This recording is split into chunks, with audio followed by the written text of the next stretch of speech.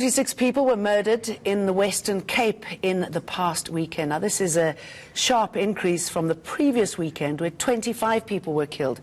This is also in spite of the presence of the South African National Defence Force. The soldiers were deployed to assist police in restoring order in the province's crime hotspots. The ANC's Cameron Dugmore joins us now to discuss this. Cameron Dugmore, very good to have you with us. These numbers are, quite frankly, unacceptable. What's going wrong here? Thank you very much.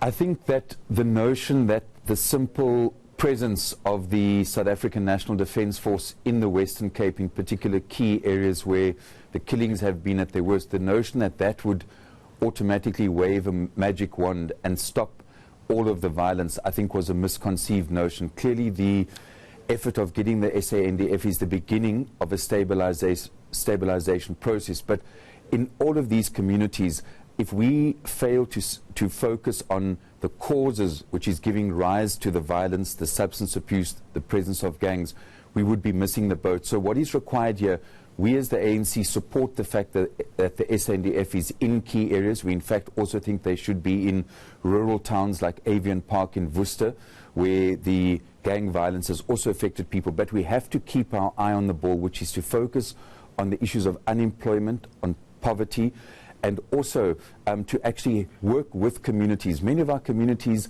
want to come with solutions. There are proposals coming forward for street committees based on Mandela's M plan, looking at our experience back in the late 80s when we had self-defense units being set up. So the approach needs to be integrated. It needs to focus on the causes, and the SANDF, we need to give that process time because the communities have welcomed their presence, but clearly this isn't a battle that's going to be won overnight. And Cameron, tell us more about the causes. I mean, if the Western Cape is boasting some of the lowest unemployment figures, what is it that is going wrong here? I mean, you talk about substance abuse, but obviously it's a lot more than that. Yeah, the Western Cape has got the highest levels of substance abuse. The Western Cape has got the highest levels of child murders. The Western Cape has got the highest level of murder in key areas.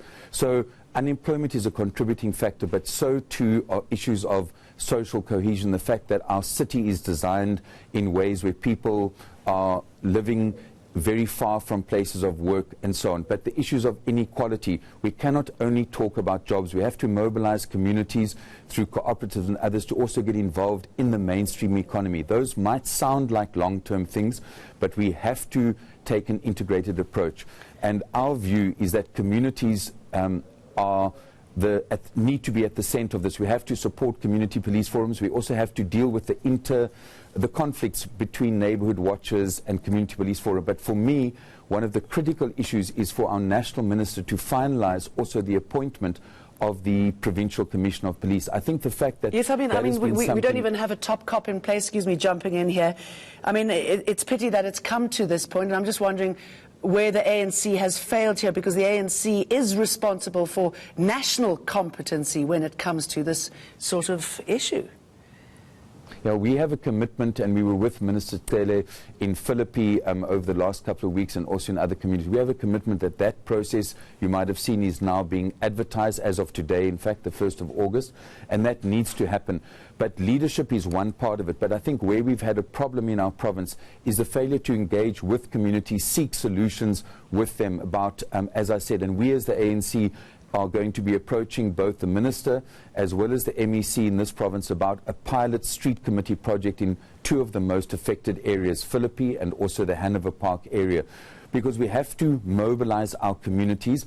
We have to also, we believe that in every ward we need an NGO, we need a cooperative, we need enterprises, we need to push expanded public works programs into these so that there's an option for young people, instead of being attracted by the lure of gangs, to action. And we think that our province has unfortunately failed, and they've abandoned the integrated approach. They've abandoned the Bambanani school safety program, which actually assisted by mobilizing community volunteers. So we want to work. We want to be a constructive opposition.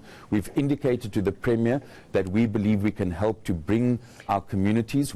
Okay, and sorry, can I jump in here again? I mean, this suggests that the two Yes. parties obviously have to work closely together here, because a lot of people suspect that politics is one of the reasons that we haven't seen any sort of development within the Western Cape. So how will the two of you be working together? And also, how will you tackle the problems in the police force, the infighting there, the battles underway?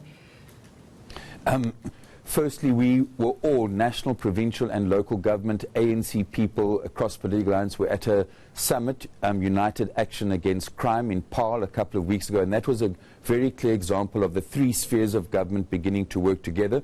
We've also supported the fact that there's now going to be an integrated team under the Department of the Premier. We've indicated we would support that, but clearly the appointment of a provincial commissioner who's rooted in the Western Cape, who's able to give leadership and direction, is an absolute priority now.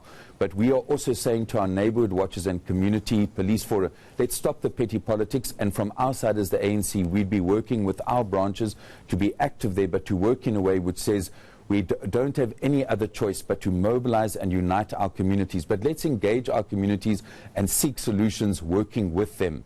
And that is how we're going to build actual mobilization on the ground to defend our communities and work with a state that is willing to cooperate. And we as the ANC want to be a constructive and a vigilant and a hard-working opposition. And this is the work that we have to do. Let me ask you what your message is Yeah. to South Africans who are caught up in this hell on the streets, the fact that children are being shot in their homes, the fact that tourists come into some of the most expensive hotels and they're robbed at gunpoint, the fact that you can't go walking safely up the Table Mountain, and I'm talking about the Ukrainian who was stabbed to death over the weekend. I mean, what is the message to South Africans and the international community who want to come, who want to live here and feel safe, who want to come over and travel and know they're not going to be killed in the process? Our message is that the South African community is beginning to come together to realize that the fight against crime does not need party political posturing. There are efforts now to stabilize the situation. That's why the army is playing a stabilizing role, not a permanent solution. And the work on the ground, mobilizing communities. We've got to realize that the struggle against violence and crime is not over. It's about dealing with the causes of crime. But at the end of the day, South Africans, like in the past, have come together to deal with the problem. Now is the time to realize that this is a battle that has to be fought and won. And active and mobilized communities with the progressive support from the state on the ground. And we are committed to that. We will never be defeated. We are mobilizing our communities to make this province and our country safer. We cannot give up. We have to continue showing that we are on the ground making our communities safer. And possible a more visible police force where it counts. Cameron Dugmore, very good to talk to you. Thank you.